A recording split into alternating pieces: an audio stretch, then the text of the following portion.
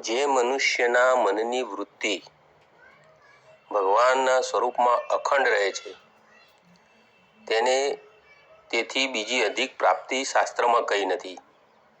કાજે ભગવાનની મૂર્તિ છે તે તો ચિંતામણી તુલ્ય છે.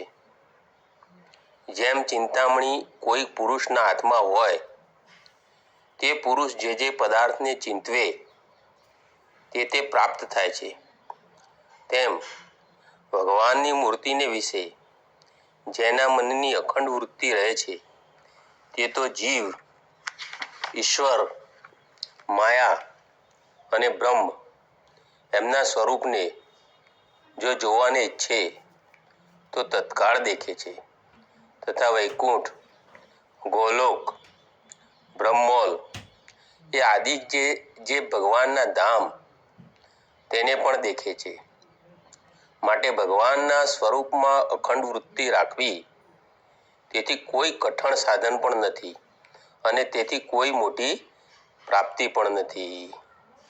તો જો સ્વામિનારાયણ ભગવાને અહીં કીધું કે ગઈકાલે આપણે જોયું હતું કે સૌથી કઠણમાં કઠણ સાધન એ ભગવાનમાં અખંડ વૃત્તિ રાખવી તે છે. અને પછી કીધું કે મોટામાં મોટી પ્રાપ્તિ પણ એથી અધિક કોઈ બીજી કઈ નથી. કેમ કે ચિંતામણી હોય આપણી પાસે અને આપણી પાસે ધન દોલત મિલકત ગાડી સોનું આ બધું લૂંટાઈ જાય, કશું ના રહે, છતાં પણ આપણને લેશ માત્ર દુઃખ ના થાય, ચિંતા ના થાય. કેમ કે આપણી પાસે ચિંતામણી છે. ચિંતામણી હાથમાં લઈ જે સંકલ્પ કરીશું તે તરત પૂરા થશે.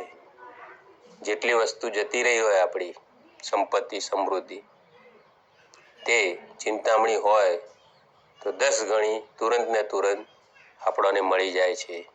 તેમ ભગવાને કીધું કે જેને ભગવાનની મૂર્તિ અખંડ દેખાતી હોય, ભગવાનનું સતત ચિંતન થયા કરતું હોય, ભગવાનની ભક્તિ થયા કરતી હોય તો એ સ્વર્ગલોકમાં ગોલોક બ્રહ્મલોક એવી રીતે સ્વર્ગલોક જોવા માંગે તો પણ પોતે તત્કાળ દેખે છે.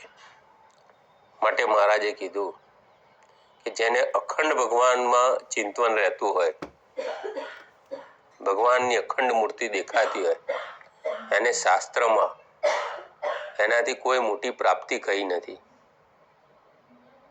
મોટામાં મોટી પ્રાપ્તિ છે ભગવાનમાં અખંડ ચિંતન થયા કરવું, ભગવાનનું અખંડ સ્મરણ થયા કરવું અને ભગવાનની અખંડ ભક્તિ થયા કરવી.